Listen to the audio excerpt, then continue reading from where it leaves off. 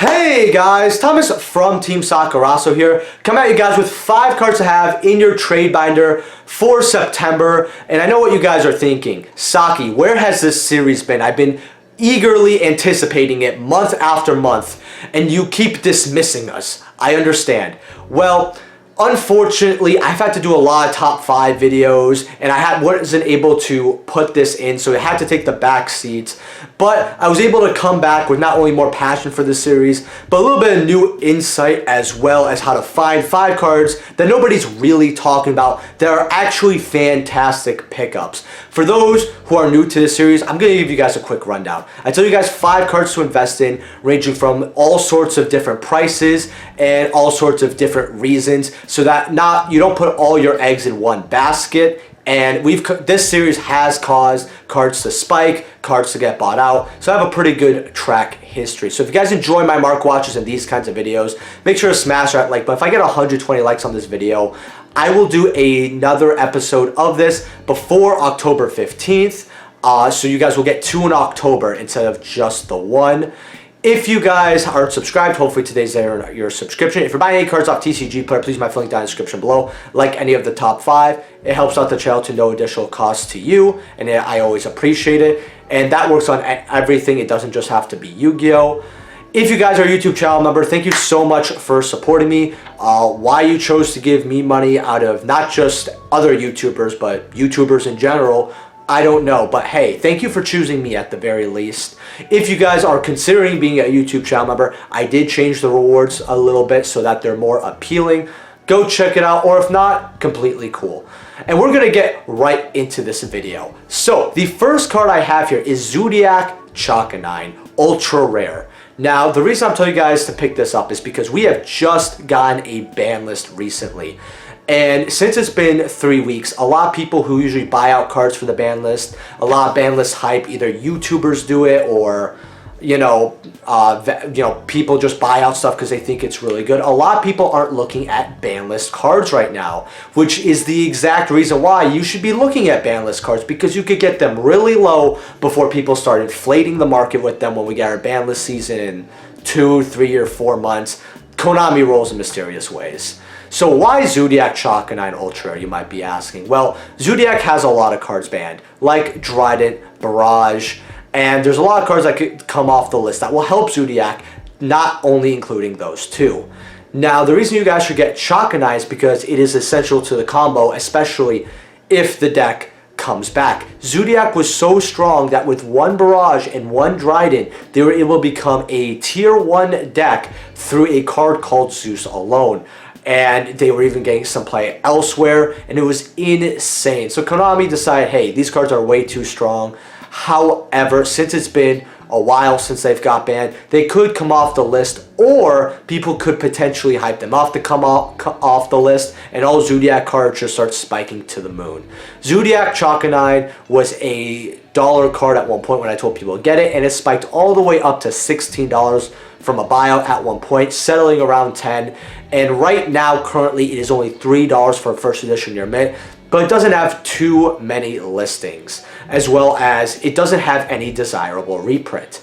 And you guys might be thinking to yourself, what do you mean by desirable reprint? It has a reprint, doesn't it? Yes, as a gold rare. And you don't want to play a gold rare. You think these Zoodiac players that know how to play the deck and operate since 2015 are going to pick up a gold rare? Do you really want a gold rare? Really? You want to put your little attachments and then they start sliding because the gold starts peeling upwards? You want that to happen? Do you? No? Okay. Well, the ultra rare is what you should set your eyes on. Low listings. It also helps Zoo extend, overlay more attachments for Zeus, as well as you could use it to beat over cards to gain the attack and defense of the materials attached to it, which is great. So I would get your Zoodiac Chakanines while you can. I'll throw this in here. Ulti-Whip Tails are very low as well, but those are quite a bit of money if you would like to get those. Now, the second card I have here is Ultimate Rare Rhino Heart. And this is out of OTS 21. And unfortunately, because if you guys don't know, I really don't like Tier as a deck. It's very unfun to play against, in my opinion. And a lot of players have nightmares still to this day about the Tier 0 format. And not TIER, TEAR format. Because it was both. That's a pun. Anyway, a lot of players are now seeing that with the Arise Heart ban, they could play Tier Limit once again, even though the deck technically got 7 limits and a ban. The deck is currently Tier 1.5. That's where a lot of people put it. That's where I've also personally placed it. And the deck is seeing quite a bit of play, causing Ulti Rhino Hearts to spike up. Now, there's a lot of these floating around. A lot of people have just been getting rid of these at $15, and right now they're $22, but they quickly go up to $30, as well as if Tier starts doing better and better this format, a lot of players are going to start picking up those Ulti Rhino Hearts if the Ultras spike to double digits, because you might as well spend some more for the ultis, as well as how cheap the ultis are. These can easily hit 35 to 40s in my opinion, but that's not the only reason to pick up Ulti Rhino Heart. Teledad is a format that a lot of players love to play, right? It's an old format. It's not as popular as, say, Edison, Hat, Goat, or any of those formats. However, it still has its fan base, and that was actually a ridiculous Tier 0 format that a lot of players actually quit in that format, funny enough. But people still play it to this day. So Teledad cards, especially high rarity, still have some value. People like Tier 0 mirror matches at the end of the day. There is a appeal to that. And Tier Limit was a Tier 0 format where people love playing the mirror match. So even if tiers fall off, which, great, in the year of, say, 2028, people are going to want max rarity tier just for the sake of playing the mirror match with someone else who coincidentally also loved playing the mirror match back then. So you might want to get prepared for this ulti. I don't see Konami giving it that like a Starlight Rare. It's too niche to do, and they can't cover everything. There's too much mainstay stuff. So this ulti should be a comfortable investment. I would probably get 3 copies while you can. Well, the Chakanine is kind of as many copies as you are comfortable with. And then we're going to get to the third card here. Now, the third card I have here is actually Linkage. Now, Linkage is a Sky Striker card, and right now it is a solo print sitting at $1. This card has been as low as $2 before, this $1 being the lowest, and it has spiked up all the way up to $8, $9 at one point, obviously being a lot of money during pre-sale, but I don't really count pre-sales as legitimate prices.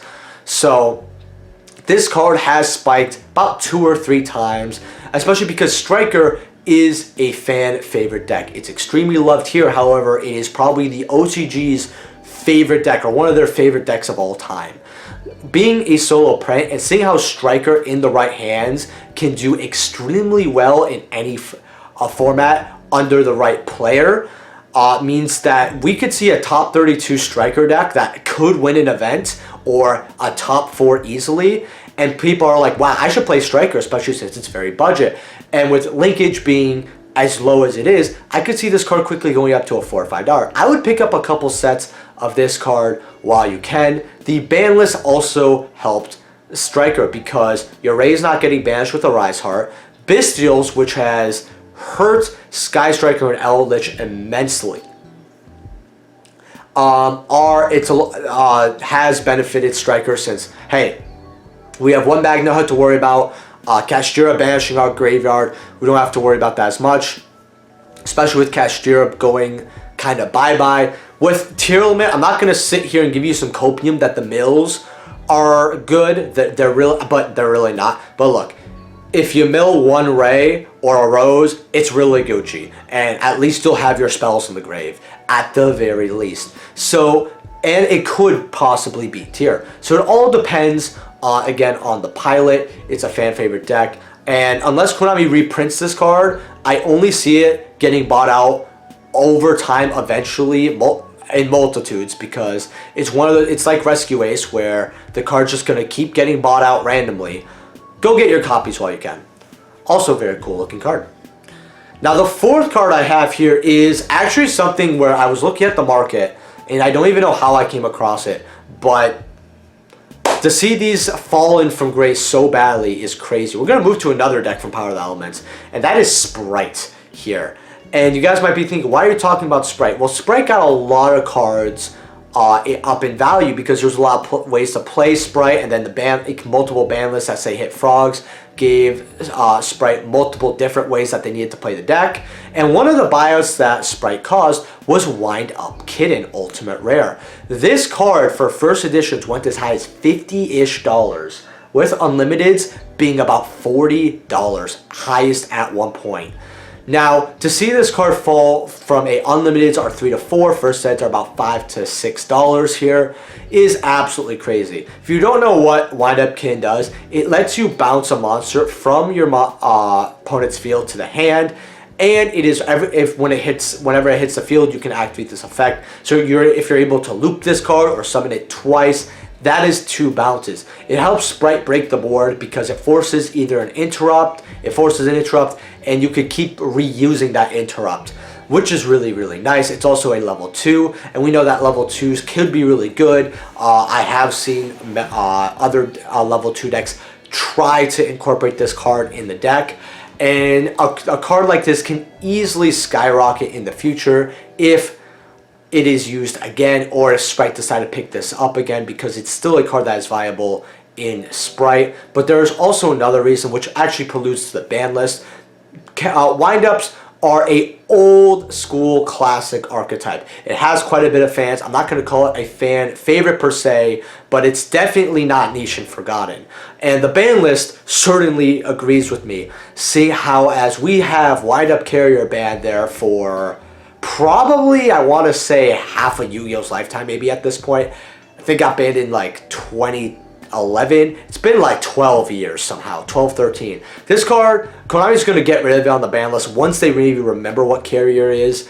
And if this card ever comes back, people are going to want to play high rarity windups. And if they see this card, which has gone better over time, at as low as it is, people are going to get this in droves. I would probably just get a play set. I won't really get more than that. Or if you're kind of a little more budget, you want to get your one first set copy just so you have it. So if something happens, you have to play. It's not a bad idea either. So I would get your copies while you can.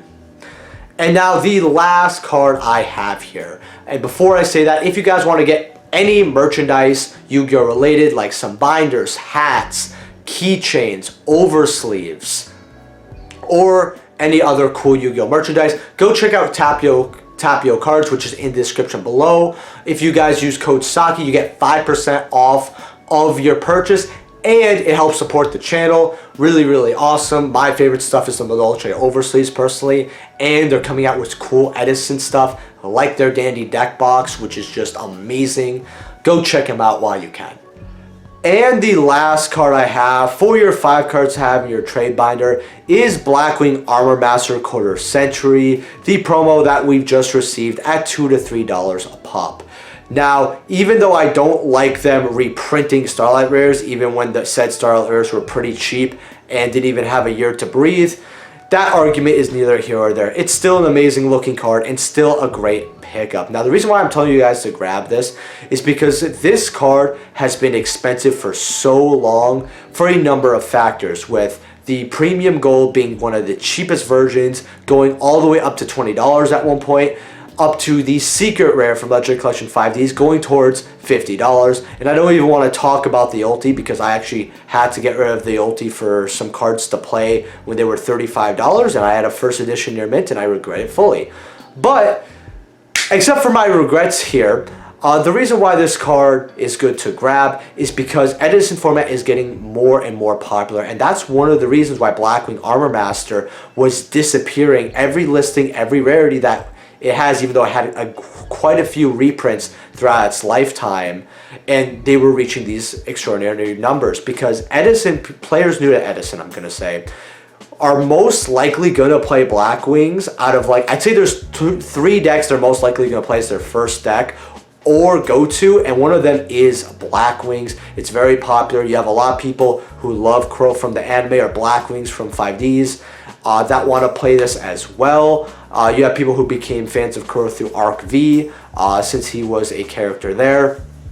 And a lot of players who have their Blackwing cards are older ones, like say the original Ultras or even the Supers from Duels Pack, want to keep their copy still. And you can see that even though we have this quarter century at $2 to $3, the other versions aren't replenishing as much as you would think they are. In fact, you could still even technically see a buyout of those versions. I think with how Edison's getting more popular and Blackwings are getting more popular, this is a card that is just going to creep up no matter what happens, especially because people are going to prefer this version over every other version. And I think that's going to be the majority of players who are looking to play Blackwings in Edison. I would say out of all the Tim promos, this is something that shocked me the most when I looked at its price, seeing how low it was. So I would honestly pick up quite a few copies of this card. If you guys enjoy this 5 cards out of your trade buyer and you want to see a part 2, which I'll probably film in a different location, because I'll be honest, the thing in the back here, as much as I love showing my Yu-Gi-Oh product, I hate its reflection. So I'll probably get a new place to film that second part if we get 120 likes. If you buy anything off TCG Player, please do like any of the 5 cards I told you. Please use my link down in the description below. Helps out the channel to no additional cost to you. Subscribe. Thank you to all my YouTube channel members, and I'll see you guys in the next video. Peace.